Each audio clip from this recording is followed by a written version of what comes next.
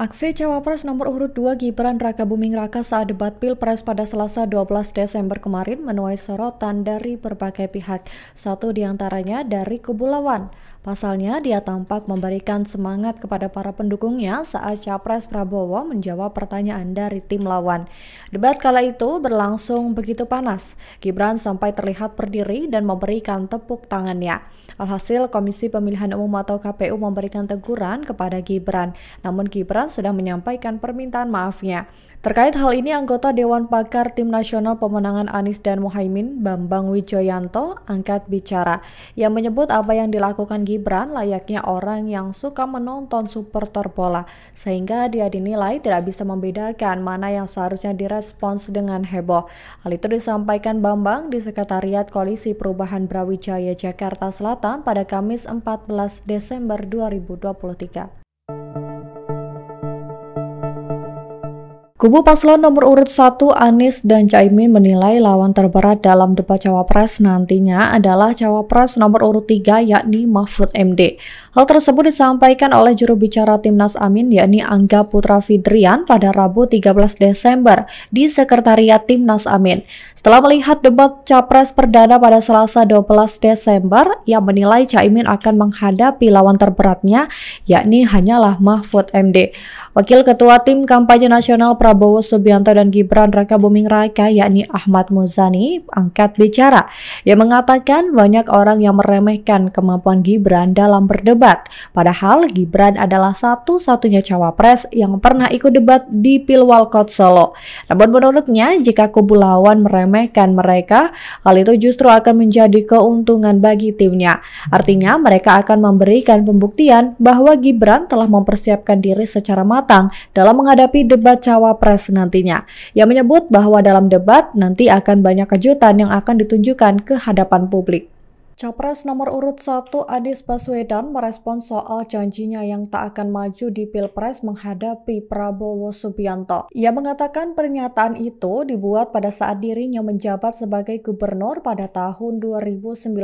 Kala itu dia diusung oleh Partai Gerindra dan Partai Keadilan Sejahtera atau PKS. Namun janji itu disebut telah dituntaskan bersamaan dengan penyelesaian tugasnya di DKI pada tahun 2022 lalu. Sehingga menurutnya tak ada keharusan untuk dirinya memenuhi janji itu di tahun 2024. Hal itu disampaikan oleh Anies dalam forum Tanya Bang Anies di Jambi dilansir dari YouTube resmi Anies pada Kamis 14 Desember 2023. Dia menjelaskan selama menjabat sebagai gubernur DKI, Anies tetap menjaga komitmen itu dan tak maju sebagai poros ketiga. Anies menjelaskan meskipun saat itu dia mendapat tawaran dari 3 parpol yang akan mengusung dirinya menjadi cawapres, namun dia memilih untuk tidak maju dan tetap fokus di DKI Jakarta. Jadi pada waktu itu selesai pilkada di 2017, kami sampaikan bahwa saya akan fokus di Jakarta 5 tahun.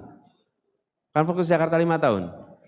Kalau ada undangan apapun, saya tidak mau terlibat.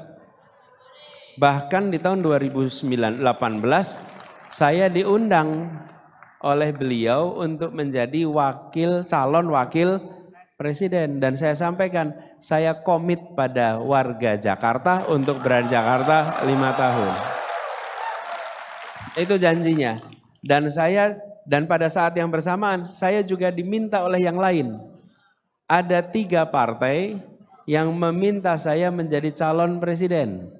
Tahun 2019 saya diminta jadi calon presiden. Didatangi, diminta, saksinya ada di situ. Dan saya katakan tidak.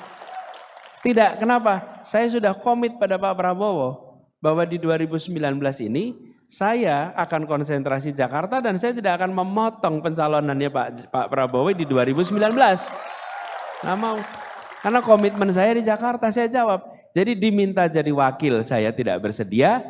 Jadi calon wakil, diminta jadi capres juga tidak bersedia. Sampai saya tuntas di Jakarta. Ketika sesudah tuntas Jakarta, saya orang merdeka yang boleh mengambil keputusan apapun juga. Wakil Ketua Dewan Pakar Tim Kampanye Nasional atau TKN Prabowo Subianto dan Gibran Rakabuming Raka, yakni Budiman Sujatmiko, menanggapi kritik yang dilontarkan oleh Sekjen PDIP Hasto Kristianto. Sebelumnya, Hasto menilai Capres nomor urut 2 Prabowo Subianto tak bisa meniru gaya kepemimpinan Presiden Joko Widodo, mulai dari cara bicaranya, karakter, dan program-programnya. Sebaliknya, Hasto mengatakan sosok penerus Jokowi yang sebenarnya adalah Capres nomor urut 3, yakni Ganjar Pranowo. Terkait hal ini, Budiman pun menegaskan bahwa Prabowo memang berbeda dengan Jokowi. Prabowo bukanlah peniru Jokowi, melainkan penerus program-program pemerintah sebelumnya. Hal itu disampaikan Budiman seusai peluncuran dan pemaparan rekomendasi kebijakan umum Prabowo dan Gibran Cita-Cita Penerus Negeri di Kemang, Jakarta Selatan pada Rabu 13 Desember 2023. Wakil Ketua Dewan Pakar Tim Kampanye Nasional Prabowo Gibran, yakni Budiman Sujatmiko, bereaksi saat Prabowo menjawab pertanyaan soal kasus pelanggaran HAM berat yang terjadi di 98 dalam debat Capres. Prabowo mengatakan bahwa tapol-tapol yang disebut telah diculiknya kini berada di dekatnya dan membelanya. Seusai mendengar jawaban Prabowo, Budiman langsung berdiri sambil mengepalkan tangannya ke atas. Reaksi itu kemudian menjadi sorotan. Budiman Sujatmiko kemudian membandingkan foto kepalan tangan dirinya saat 98 dan sekarang. Dia menjelaskan kepalan tangannya pada era 98 dulu membuat dirinya diadili karena agenda prioritas bangsa adalah kebebasan. Sementara itu, kini kepalan tangan itu ditujukan untuk persatuan. Ia menjelaskan bahwa dulunya para aktivis 98 menuntut kebebasan dan kini waktunya untuk bersatu demi kemajuan dan keadilan Indonesia. Maka dari itu, Budiman Sujatmiko mengangkat tangannya sambil tersenyum saat Prabowo menjawab pertanyaan soal penculikan. Budiman menjelaskan hal tersebut seusai acara pemaparan rekomendasi kebijakan umum Prabowo dan Gibran di kawasan Kemang, Jakarta Selatan pada Rabu 13 Desember 2023. Memasuki hari ke-18 kampanye pada Jumat 15 Desember 2023 ketika Capres masih terus melakukan safari politik ke berbagai daerah di Indonesia. Lantas, apa saja kegiatan mereka selama kampanye? Dikutip dari Kompas.com, Capres nomor urut 1 Anies Baswedan melanjutkan safari politiknya di Bekasi dan Jakarta. Anies menghadiri diskusi bersama dengan kelompok disabilitas se-Jakarta, Bogor, Depok, Tangerang, dan Bekasi di Bekasi. Sedangkan calon wakil presiden nomor urut 1 Muhaimin Iskandar diketahui tengah melaksanakan ibadah umrah. Sementara itu, Capres nomor urut 2 Prabowo Subianto masih bekerja dan belum mengambil cuti. Prabowo Subianto dikabarkan hanya akan berkegiatan menghadiri Rakernas Partai Gerindra siang nanti pukul 13 waktu Indonesia Barat. Acara tersebut digelar di JI Expo Kemayoran, Jakarta Pusat. Kemudian soal kegiatan Gibran dikabarkan akan ke wilayah Kalimantan namun belum terkonfirmasi. Sementara itu, Capres nomor urut 3 Ganjar Pranowo berada di Karawang, Jawa Barat pada hari ini. Lalu untuk Cawapres Ganjar yakni Mahfud MD dijadwalkan akan berdialog dengan ajengan sewilayah Priangan di Ponpes Al-Quran, Ciamis, Jawa Barat. Beredar di platform media sosial X gambar rokok dengan merek GM. Rokok itu memiliki bungkus berwarna hitam dengan gambar burung Garuda di depannya. Dari postingan @partai sosmed, rokok itu dinarasikan berasal dari kubu Capres-Cawapres nomor urut 3 yakni Ganjar Mahfud. Terkait hal ini, tim pemenangan nasional Ganjar Mahfud memberikan tanggapannya. Mereka membantah telah membagikan rokok, peci, dan sarung.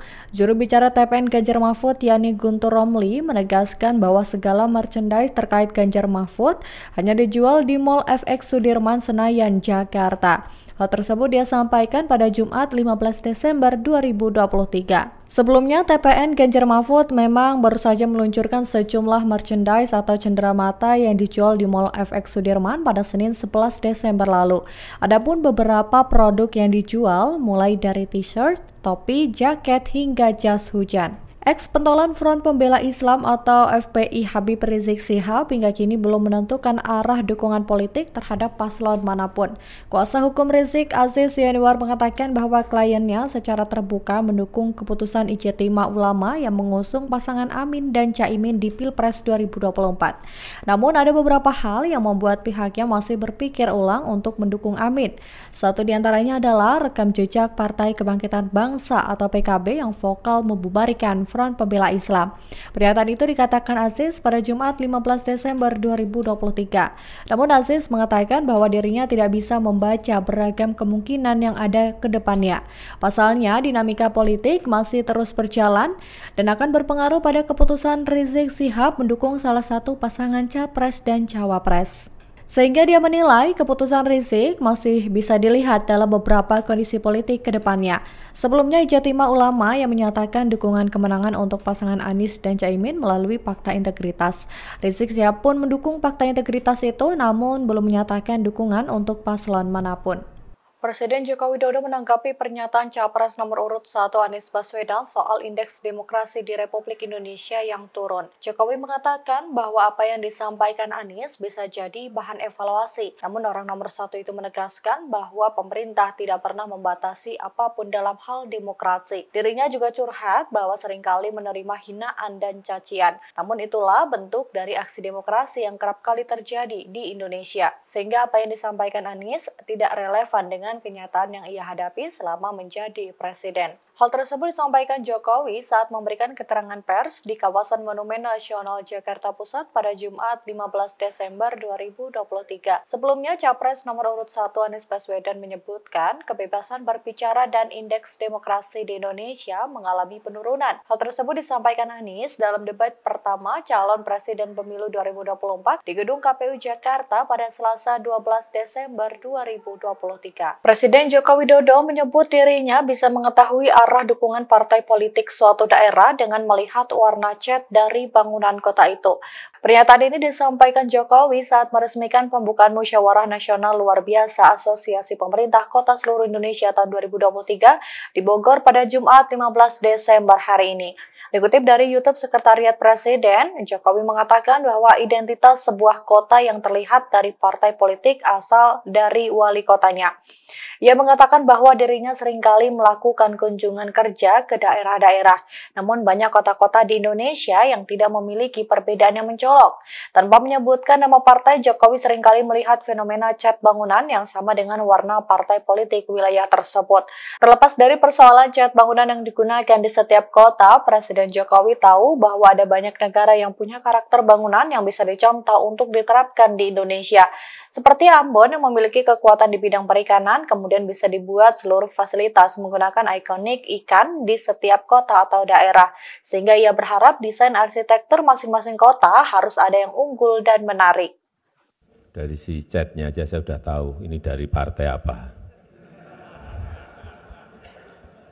Masa warna partai masuk ke kota, ya nggak sambung kan? Tapi dipaksakan karena pemimpinnya dari partai. Saya nggak sebut partai apa.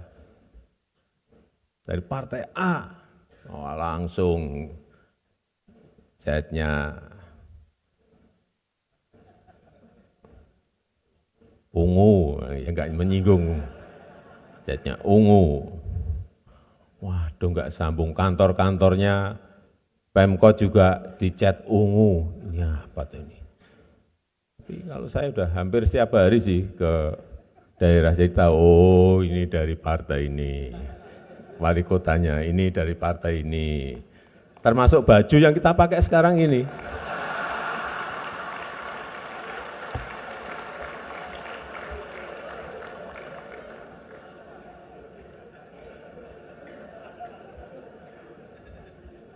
Jadi kembali lagi ke kota. Ke depan memang harus betul-betul gagasan-gagasan besarnya kita rencanakan, kita desain, sehingga kita memiliki kota-kota dengan kekuatannya, dengan keunggulannya sendiri-sendiri. Tidak sama semuanya.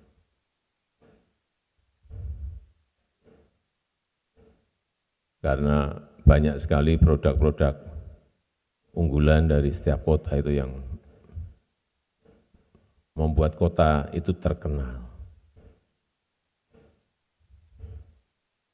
Gorontalo misalnya, kalau orang ke Gorontalo, apa yang ada di pikiran kita? Jagung.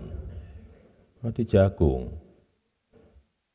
Ya, kekuatan itu yang mestinya terus secara konsisten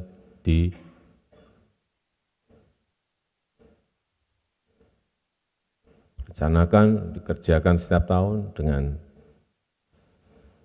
Download Tribun X sekarang, menghadirkan lokal menjadi Indonesia.